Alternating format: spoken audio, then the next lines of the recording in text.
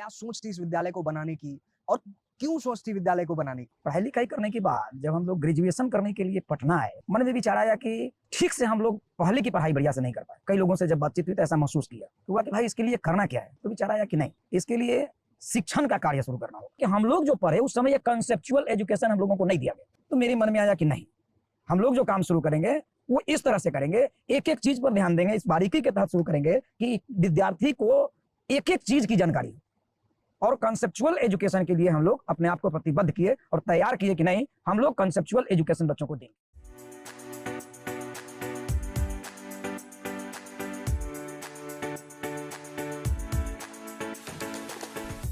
प्रणाम आप सभी को, मैं निखिल प्रकाश आप सभी का स्वागत करता हूं सरस्वती रेजिडेंशियल स्कूल के पॉडकास्ट शिक्षा संवाद में।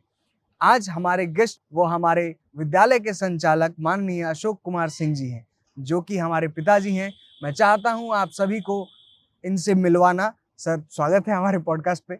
बहुत धन्यवाद। बाजी, मैं चाहता हूं कि हमारे दर्शक आपकी जर्नी को जाने। विद्यालय दिखता तो है, लेकिन ये विद्यालय कहाँ से आया, कैसे शुरू हुआ, क्या सोच थी इस विद्यालय को बनाने की और क्यों सोच थी विद्यालय को बनाने की? हम लोग जब पढ़ाई स्टार्ट किए, जब से याद है, जब से हम लोग पढ़ाई अपनी शुरुआत की, पढ़ाई की शुरुआती दौर में, तो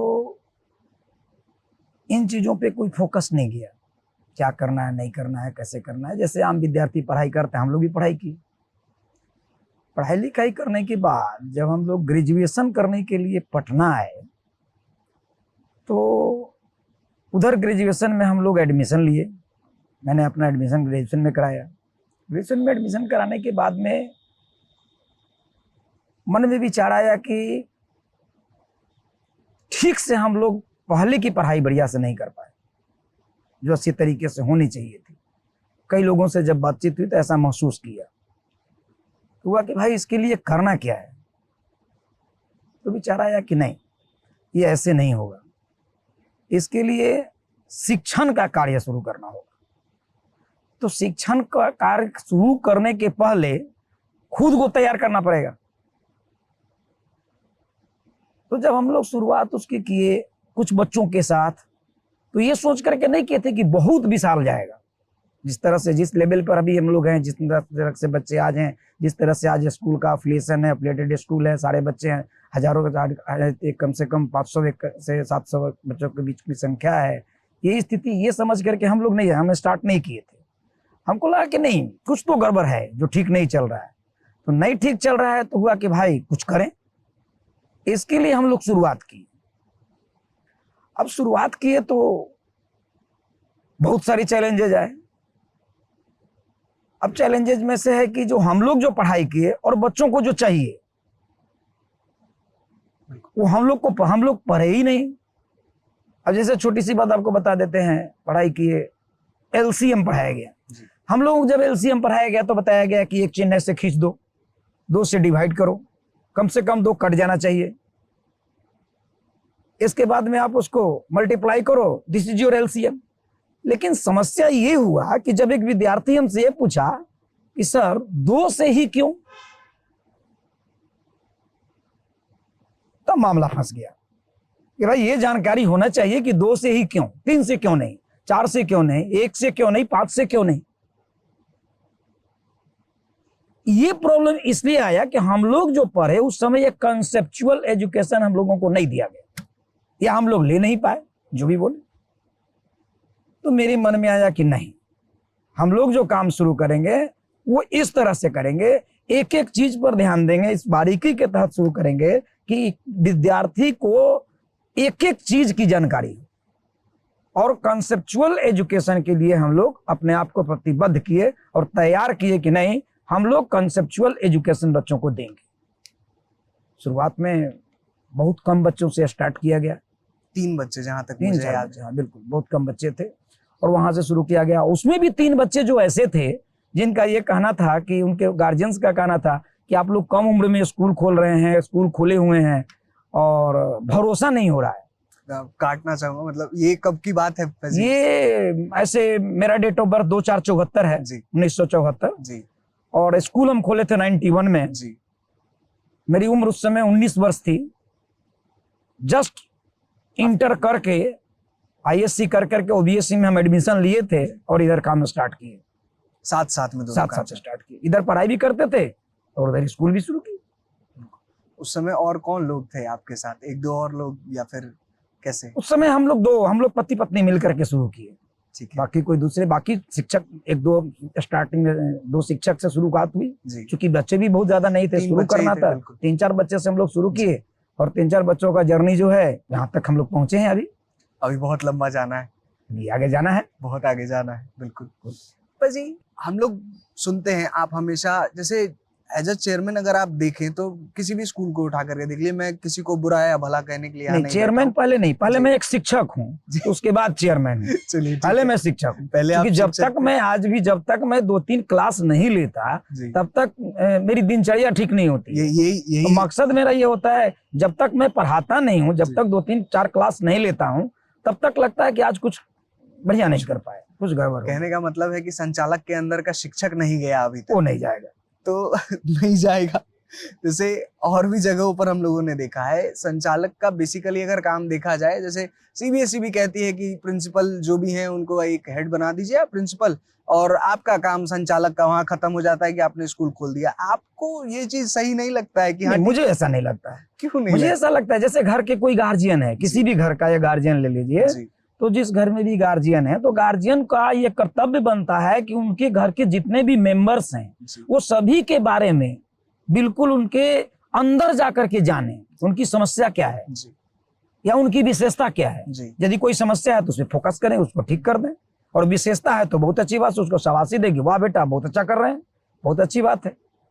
तो एज ए निदेशक हमारा मन ये कहता है कि नहीं, मैं इस चीज को जानूं ठीक और है। अच्छी तरीके से जानूं। जानना तो ठीक है पाजी, लेकिन आप कहते हैं कि रूटीन भी हम ही बना करके देंगे, हम जैसे बता रहे हैं वैसे ही करेंगे, तो नहीं, प्रिंसिपल का तो एक तरह से ड्यूटी ठीक है। खत्म हो जाता है कि क्या करेगा बेचारा। प्रिंसिपल सब कुछ करें, प्रिंसिपल को करने के लिए नहीं है, प्रिंसिपल तो मेरे यहाँ है ही। जी बिल्कुल प्रिंसिपल है डॉक्टर वाई के पोद्दार हमारे प्रिंसिपल हैं। जी प्रिंसिपल तो बढ़िया करते हैं। बिल्कुल। प्रिंसिपल का काम, सिर्फ प्रिंसिपल का काम ये नहीं होता है कि आप अपने चैम्बर में बैठिए और एडमिनिस्ट्रेशन सिर्फ देखिए, नहीं।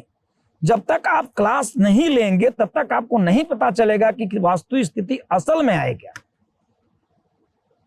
हमारे यहाँ के तो प्रिंसिपल क्लास लेते हैं जी, बिल्कुल लेते हैं, बजाते केमिस्ट्री के एचओडी भी हैं, बिल्कुल और प्रिंसिपल भी हैं जी।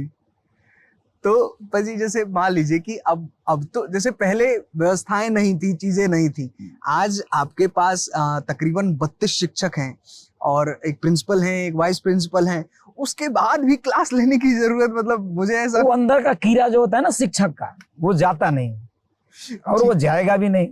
बहुत सुंदर बात है, क्योंकि जाएगा हम लोग शुरू से वही किए। जी।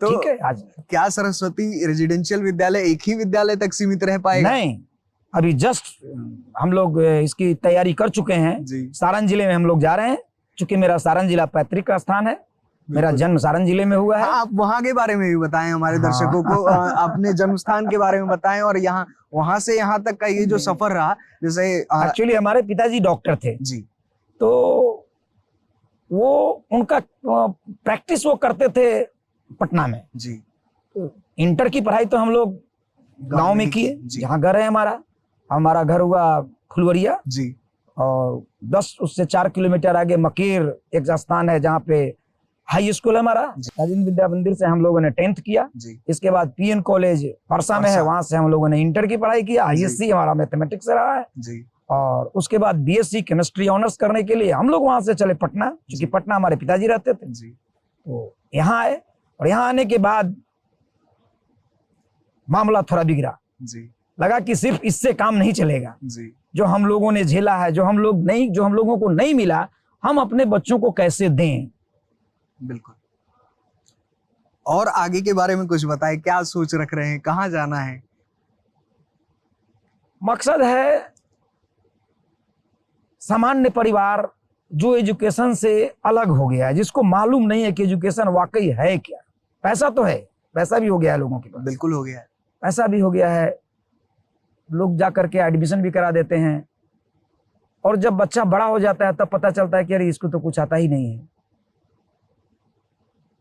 हमारा मकसद है कि नहीं, जो विद्यार्थी कम से कम हमारे यहाँ आ जाता है उसके अंदर ये नहीं रहे।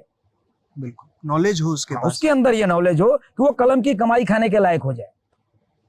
ये हमारा बेशक मूल वो नौकरी नहीं करने जाए कि जी। नहीं हमको नौकरी करना है, ये करना है, नहीं, वो कम से कम उसके पास इतनी विद्या जरूर हो कि वो इस कलम की कमाई खाए।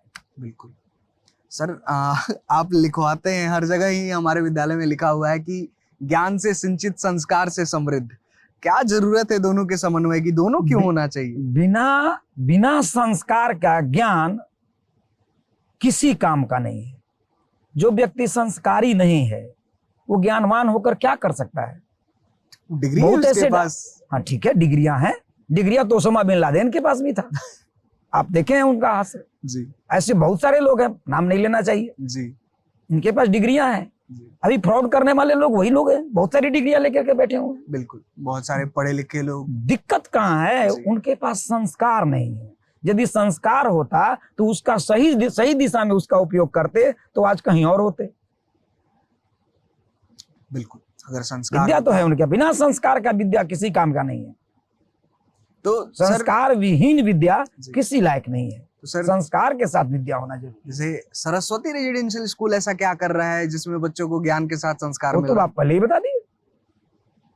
आप और संस्कार बताएं सबसे बेहतर। पहले मैं देता हूँ। कैसे देते हैं, बताएं आप संस्कार इसको। जैसे एक चीज और होता है, संस्कार बेसिकली लोग जो कहते हैं कि वो माता पिता के द्वारा मिलता है, जी ये कटु सत्य है। जी लेकिन हो सकता है कि उसके किसी बच्चे के माता पिता संस्कारी नहीं है।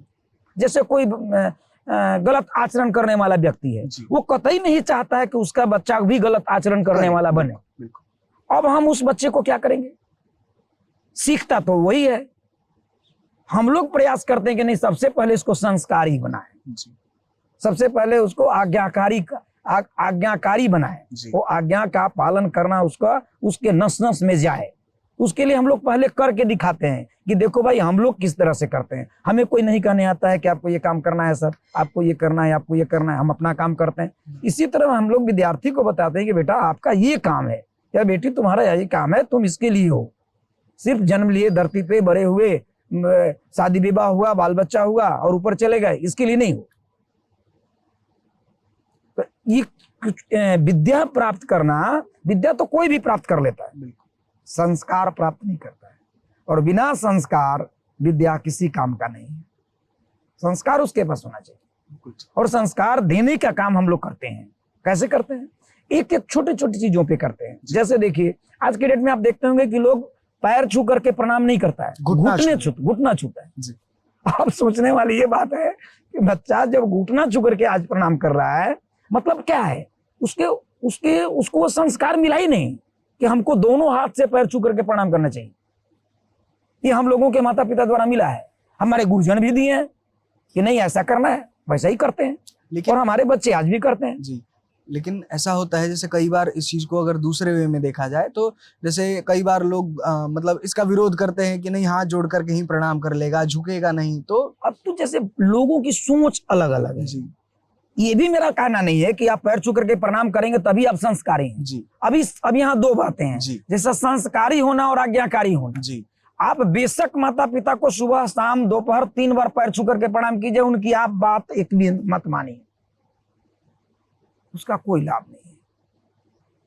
आप बेशक एक बार भी उनका पैर नहीं छुइए, लेकिन उनकी आज्ञा का आप 100% यदि पालन करते हैं तब आप 1 नंबर के विद्यार्थी हो।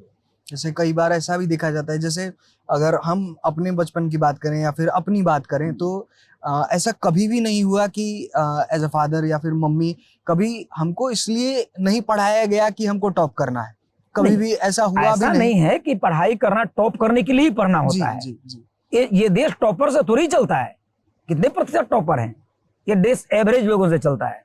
लेकिन अभी आप एक फिल्म देखे होंगे 12वीं फेल जी, 12th फेल, तो 12th फेल आईएएस बन सकता है जी। इसका मतलब ये नहीं कि सारा बच्चा 12th फेल कर जाए और सब आईएएस बन जाएगा। लेकिन पाजी जब बात करते हैं अपने विद्यालय की तो आपके यहाँ का रिजल्ट तो कुछ और दिखाता है। आपके यहाँ वो परिश्रम दिखाता है। जैसे हमारा उद्देश्य ये है कि किसी न किसी वे में आप जहां भी जाएंगे, किसी भी तरह का कंपटीशन दे, छोटा कंपटीशन से लेकर के बड़ा कंपटीशन, मतलब हमारे देश का सबसे उत्तम कंपटीशन जो है वो है आईएएस के कंपटीशन। तो आईएएस के कंपटीशन में भी जो टॉप लेवल के होते हैं उनके लिए ज्वाल मंजीरा बजता है, भाई ये टॉपर हैं, देश के टॉपर हैं, यूपीएससी टॉपर हैं। और जो यूपीएससी के लास्ट श्रेणी पर भी रहते हैं वो भी यूपीएससी कहलाते हैं कि ये भी यूपीएससी फेस किए हैं, वो भी आईएएस हैं। मार्क्स का कहीं ना कहीं तो वैल्यू है, बिल्कुल, और हर जगह वैल्यू है। बिल्कुल। यदि वैल्यू नहीं होता तो आप अभी बोलते हैं कि नहीं इसकी तो वैल्यू नहीं है, भाई कोई बात नहीं, कोई बच्चा मार्क्स कम ही लाया, मार्क्स कम लाया, हो सकता है कम लाया, तो अधिक लाने के लिए उसको क्या करना पड़ेगा? मेहनत करना पड़ेगा, मेहनत करना पड़ेगा। तो मेहनत कराते हैं हम लोग कि भाई मेहनत करो, आपको इस विश्व के जितनी भी संपदा है, जो भी सुख संपदा जिसको भी नाम ले लीजिए, वो सब पर आपका अधिकार है। अब आप चुनाव कीजिए कि आपको चाहिए क्या, और जो चाहिए उसके लिए हम रास्ता बताते हैं, उस रास्ते पर चलिए, आपकी सफलता कदम चूमेगी। कहने तो का पहला मतलब मकसद होता है कि आपको मार्क्स, मैक्सिमम मार्क्स कैसे आएगा जी, उसके लिए पढ़ना पड़ेगा जी। और पढ़ाई कैसे करना पड़ेगा? कंसेप्चुअल एजुकेशन होना चाहिए। विदाउट कंसेप्चुअल एजुकेशन के बिना ये संभव नहीं। आपके पास यदि कॉन्सेप्ट विहीन पढ़ाई कर रहे हैं, वो मार्क्स आप अचीव नहीं कर पाएंगे। तो हमारा प्रयास ये होता है कि नहीं, और बार बार कराया जाता है, एक ही चीज को बार बार कराना है। जैसे बहुत सारी चीजें होती है, सुनते होंगे कि वो 20 चैप्टर पढ़ लिया जी, एक बार पढ़ा, और मेरा कहना है कि तुम 4 चैप्टर पढ़ो, उसको 20 बार पढ़ो।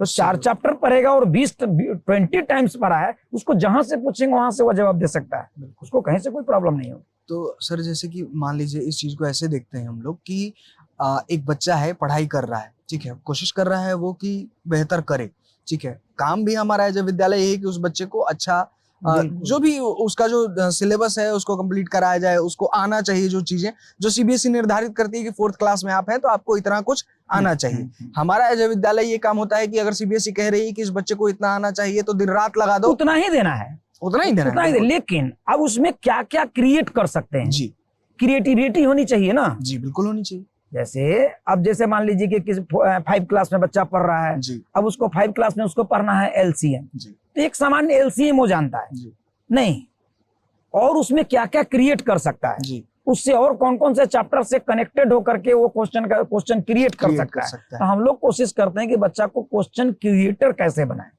एक बार क्रिएट करके दिखाते हैं, एक बार फिर बोलते हैं कि अब आप अपना से कर करके देखो, स्वयं करो, और इस तरह से उसका विकास होता है। इसकी का परिणाम है कि अपने यहाँ हमारा जो रिजल्ट है वो 40% बच्चे 90+ गए हैं, बिल्कुल, और ये रिजल्ट हमको लगता है कि बहुत बढ़िया है। 40% बच्चे 90+ हैं, बाकी जो बच्चे बच गए वो 80+ हैं, 2 बच्चे, एक या 2 बच्चे वो 70+ हैं, 74% जो है वो लोएस्ट मार्क्स है अपने विद्यालय का।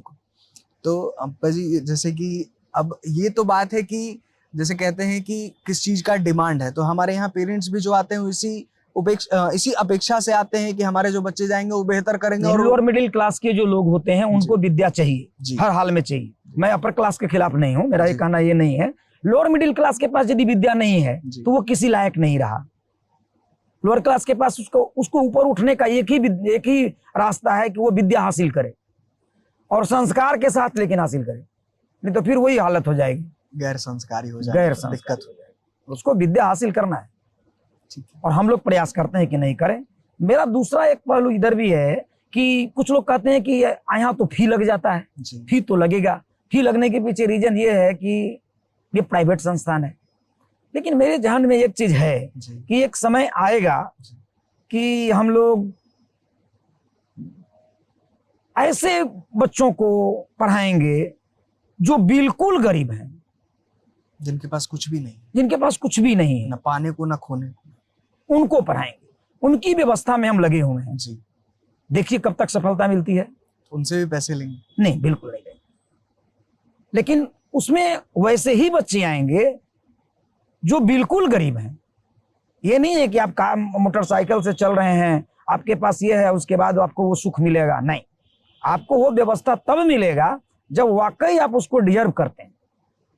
उसके लिए जो सरकार भी कहती है कि भाई बिल्कुल आप कराएं ऐसे लोगों को जिनको जरूरत है, जिनके पास नहीं है, उनके बच्चों को उस काबिल बना देंगे। जिनको जरूरत है उनकी व्यवस्था हम एक अलग व्यवस्था करने के पे में लगे होंगे। उनकी व्यवस्था हम करेंगे और सुंदर करेंगे, और पढ़ाई लिखाई बिल्कुल इसी लेवल की होगी जो एसआरएस में होता है। नाम भी सेम ही रहेगा, नाम भी सेम रहेगा। लेकिन बहुत निःशुल्क रहेगा, वहाँ निःशुल्क पैसा नहीं रहेगा। लिया जाएगा। बहुत सुंदर। हम सभी आपकी इस सोच की सराहना करते हैं और सही धन्यवाद। बात आपने कहा कि तुरंत मतलब जल्द से जल्द हमारा प्रयास है कि हमारा प्रयास है, हम लगे हम लोग हुए इस हैं, चीज को करेंगे। बिल्कुल करेंगे, बिल्कुल करेंगे। बिल्कुल करेंगे। एक और विद्यालय आपने बताया कि सारण जिले में प्रवेश करने वाले हैं, कुछ उसके बारे में बताइए, क्या सोच रख रहे हैं, वहां पे क्या करना है? चूंकि वो मेरा गृह जिला है, जी मैं वहाँ का निवासी हूँ, जी और हमारे अभिभावकों का मांग है जी कि सर एक विद्यालय इधर भी आए। जी तो अभिभावकों की इच्छा को पूरा करने के लिए मैं अपने जिला की तरफ मूव कर रहा हूँ, एक विद्यालय उधर भी। बहुत सुंदर। वहां भी यही 12 घंटे वाली हाँ, व्यवस्था बस रहेगी? 12 घंटे का, बिना 12 घंटे का, 12 घंटे की व्यवस्था होगी। आपको ऐसा नहीं लगता अप्पा जी कि 12 घंटे बहुत लंबा समय हो जाता है बच्चों हाँ ठीक है, लंबा समय देखने में लगता है, 12 घंटे, 24 घंटे तो पूरी दुनिया के लिए, सभी जी, बच्चों जी, के लिए जी। घर पे रहे या यहाँ रहे, बिल्कुल। घर पे रह करके वो, मेरा सोच है ऐसा जी, कि जी। घर पे रह करके वो काम नहीं कर पाता है जो उसको करने के लिए वो जन्म लिया है। और एक- एलोबरेट करें इसको। अब जैसे यहाँ रहता है, जी ऐसा नहीं है कि मैं 12 घंटा उसको पढ़ाते रहता हूँ, नहीं, चलो संभव पढ़ते ही रहो नहीं है पढ़ते ना। रहो पढ़ते रहो, जी। कैसे होगा? बिल्कुल 12 घंटे में मेरी व्यवस्था इस तरह की है कि वो बोर नहीं होता है और अपना पूरा काम भी कर लेता है। मकसद तो यही है। अब जैसे बच्चा जो जिस स्कूल में भी कहीं और भी पढ़ता है, जी। उसको 1:30 बजे 2 बजे छुट्टी हो जाती है, जी 1:30 2 बजे की छुट्टी के 6-7 घंटे पढ़ाई, 6 घंटे 5 घंटे 6 5 घंटे घंटे, पढ़ाई के जी, बाद में वो जी। जाता है घर गया, जाकर के टीवी देखा, इधर उधर किया। टीवी देखना भी बुराई नहीं है, ठीक है, देखो हम भी Entertainment टीवी जरूर, दिखाते हैं, हम लोग भी दिखाते लेकिन हम हैं। लोग सामने दिखाते हैं। बिल्कुल। तो उसका एक हम लोग टाइमिंग बनाए कि नहीं, इसका होमवर्क भी हम अपने सामने करा लें। अब जैसे अब उसको होमवर्क करने जा रहा है और उसको किसी तरह का कोई प्रॉब्लम आ गया, वो पूछेगा, हाँ सर बता दिया जाए। घर किससे पूछेगा? घर पे तो नहीं अब पूछ रही पाएंगे। बात कि जैसे कि कुछ लोग बोलते हैं कि हम करा लेंगे, जी ठीक है करा लेंगे, जी। करा लेंगे तो मैक्सिमम पेरेंट्स कराने में सक्षम नहीं है, नहीं, मिनिमम कुछ लोग हैं जो कि करा लेते उनके हैं। पास और काम भी होते बहुत हैं, सारा काम घरेलू होता है ना, घर है, देखना है, बिल्कुल, परिवार देखना है, बहुत परिवार सारा देखना काम है। तो वो पहले वो देखें कि या बच्चा का होमवर्क कराएं। 5 क्लास तक तो करा लेते हैं उस इधर उधर करके। आफ्टर 5 फिजिक्स के टीचर लाइए, केमिस्ट्री का लाइए, बायो का लाइए, मैथ का लाइए, हिस्ट्री लाइए, सिविक्स लाइए, ज्योग्राफी लाइए, इकोनॉमिक्स लाइए, कहाँ से लाएंगे? कितने शिक्षक घर पे बुलाएंगे? प्रॉब्लम कौन सॉल्व करेगा? इसलिए हम उनको रखते हैं कि आपका पूरा, आपकी जितनी भी समस्याएं हैं सबको समाधान करके आपको घर भेजेंगे। आप घर जाइए, खाना खाइए, विश्राम कीजिए, बिल्कुल यहाँ पढ़ाई लिखाई कीजिए, खेलकूद की सारी व्यवस्था है हमारे पास, बिल्कुल जो होना चाहिए सामान्य रूप से। बिल्कुल। जैसे हमारे पास बैडमिंटन है, बास्केटबॉल है, वॉलीबॉल है, खो खो है, art and art and craft, ये सब तो म्यूजिक डांस वगैरह सारा चीज है जो सीबीएसई एक मानक जो रखे हुए 100% उसको फॉलो करते हैं। ये रहना चाहिए, ठीक है। वो है। अप्पा जी बात करेंगे कि जैसे मान लीजिए कि एक कोई बच्चा है, जैसे मान लीजिए कि हम बात करते हैं, पब्लिक फेस करते हैं कि चलिए ठीक है, जैसे एज अ संचालक, स्कूल संचालक, आपको क्या लगता है कि क्लास 1 में किसी बच्चे को कितना आना चाहिए, क्या क्या जानकारी उसको होनी चाहिए? हम लोग इस पहले भी चर्चा कर चुके हैं। क्लास 1 नहीं, आपको हम स्टार्टिंग से बताते हैं कि होना क्या चाहिए। जी जैसे नर्सरी में बच्चों का दाखिला लिया गया, ठीक है। नर्सरी में बच्चों का उम्र जो है वो अभी 3.5 साल से 3.5 साल से 4.5 साल लगभग है। जी जी तो 4 साल के बच्चा को क्या आना चाहिए? जी 4 साल के बच्चों को पढ़ाना भी है, बिल्कुल।